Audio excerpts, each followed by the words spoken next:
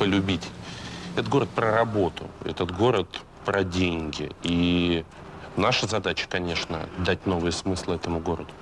И поэтому хотелось создать то, где комфортно всем, от олигархов до студентов.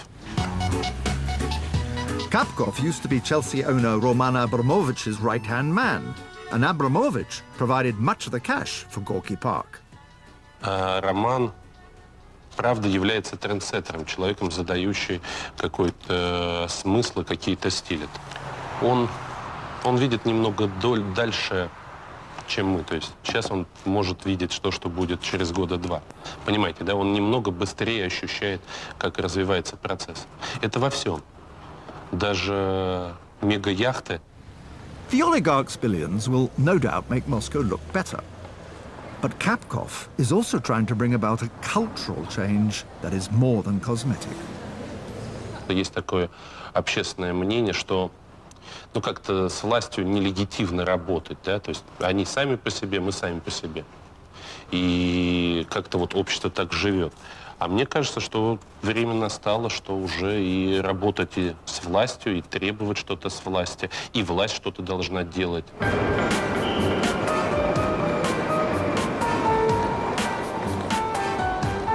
As I took a ride on Moscow's magnificent metro, it occurred to me that throughout Russian history there has been a struggle between two groups. The old guard, grey and set in its ways, and the modernizers, dynamic and demanding change. But what's different about Putin's Moscow is that it's not always clear which is which and who is who.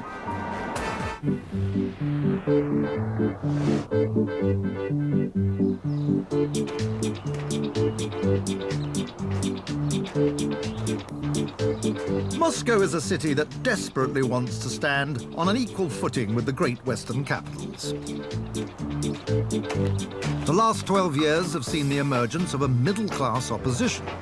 But not all well-to-do Muscovites think that Vladimir Putin stands in the way of progress.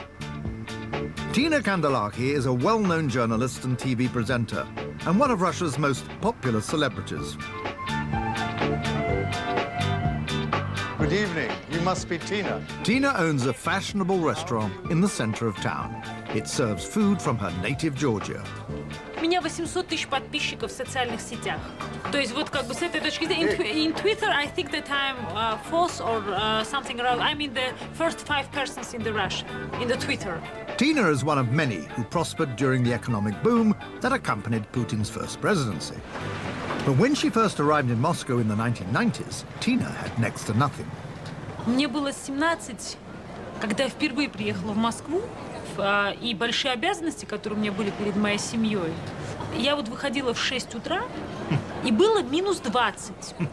У меня не было шубы, у меня не было теплой одежды, у меня была тоненькая дешевая курточка, и мне надо было в этой курточке сесть в автобус, на автобусе доехать до метро, а потом на метро сесть и доехать до дома.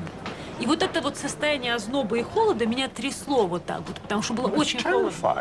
So in a very short period of time, you have won for yourself enormous success. Я, как человек, стартанула в России, которая находилась вот в самой низшей точке, из нее поднялась в сегодняшнюю точку. И моя карьера была абсолютно параллельна вот тому вертикальному пути, который прошла Россия 90-х. Tina believes that Putin is the only leader who can ensure Moscow's future prosperity. Россия такая разная, и люди так по-разному относятся к власти, к лидерам, к Путину. Но поверьте мне, я много езжу по стране, в России люди еще помнят, как они не получали зарплату. Вы вообще понимаете, Кристофер, что такое не получать зарплату? И люди, которые стали получать зарплату, они хотят ее получать. Кто эффективнее всех в этот момент? В этот момент, конечно, это Путин.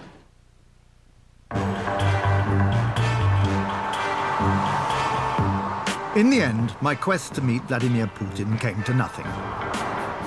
But I think I caught a glimpse of him racing through the streets in a convoy, which no doubt got him to work on time. Instead of the man himself, I did get an interview with one of the Kremlin's favoured strategists. This is the Plekhanov University, one of Russia's most prestigious academic institutions. As I walked through its gloomy corridors, I got a whiff of the old Iron Curtain. Professor Markov's office had the same kind of scent. Здравствуйте, good afternoon. Sergei Markov explained the evolution of Putin's network of power. To understand what Russia is now, everyone has to understand what Russia has been before.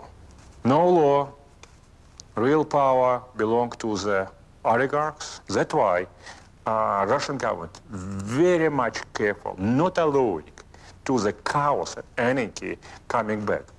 People say Putin surrounds himself with people, personal friends, whom he's known since kindergarten, since primary school, during his career in the KGB. Is that fair, unfair? It's true. It's true. It's true. When Putin come to power, he has to save the country. And he have very weak institutions. Putin cannot rely on institutions. That's why Putin had to rely on personal loyalty of the specific people whom he know from the different part of his career. Markov then went on to say something which I found astonishing, given his close ties with Putin's regime. Sometime he will have to recognize that this, my friend, should be pushed to the prison because he is thieved.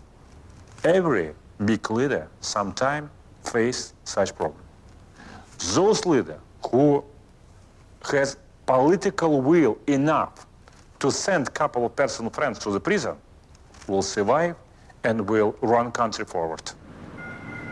Markov thinks Putin will be able to handle the challenges posed by the new opposition.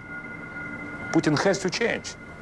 He had to create new political communication with this angry middle class in the big cities. Is he capable of doing that?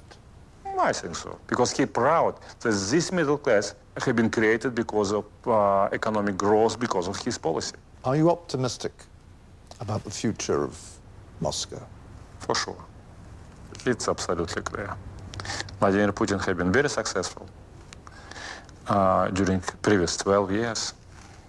If you meet with him for a long time, you will be proud too. If you will meet Vladimir Putin sometime personally, during few hours, you will be proud of this. I know that Barack Obama, when he left meeting Vladimir Putin, kept in silent and then was talking. It's a real leader.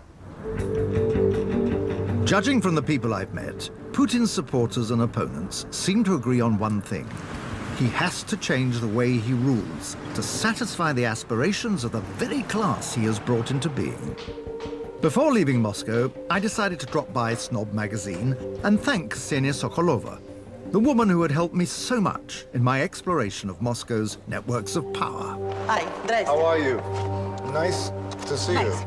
So these are the famous... Just as I was getting optimistic about Moscow's future, Ksenia told me about a friend of hers who was found guilty in a trial she believes was politically motivated. She seemed quite shaken by what had happened. I have, по-русски у меня просто нет слов, потому что это было очень громкое дело, было сфабрикованное дело. И вчера его посадили на 5 лет. 5 years? И это нонсенс, и действительно огромный вопрос, что нам сейчас всем делать. Какая форма протеста должна быть в условиях, когда, в общем, каждый из нас рискует просто попасть в тюрьму. Вот такая вот у нас светская Москва. Вот каждый из нас этим рискует. So you think then a period of repression is now beginning?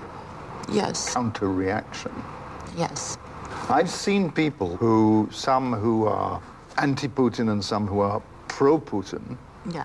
but they all seem to say the same thing, which is something has to change in the next 6 years. Конечно. And Я думаю, что просто мы достигли какого-то пика кризиса этой власти. То есть ей дальше некуда идти. Даже в тот день вы ушли, когда вы ко мне приходили. Я потом пошла вниз, спустилась, пошла в магазин через дорогу, как раз мимо этих ОМОНовских машин. И буквально в 2 метрах от них стоит парочка, которые смеются и целуются. И делают они явно это назло этому ОМОНу, который уже вот так и вот так. Они ничего сделать не могут, им с места сходить нельзя, и комментировать они не могут. А эти целуются, смеются. То есть это настолько было вот показательно. Вот. И все ходили и улыбались. Вот. Ну, в общем, как-то хочется улыбаться, да. When communism collapsed, the world wondered what the new Russia would become. Over 20 years later, and we still don't know the answer.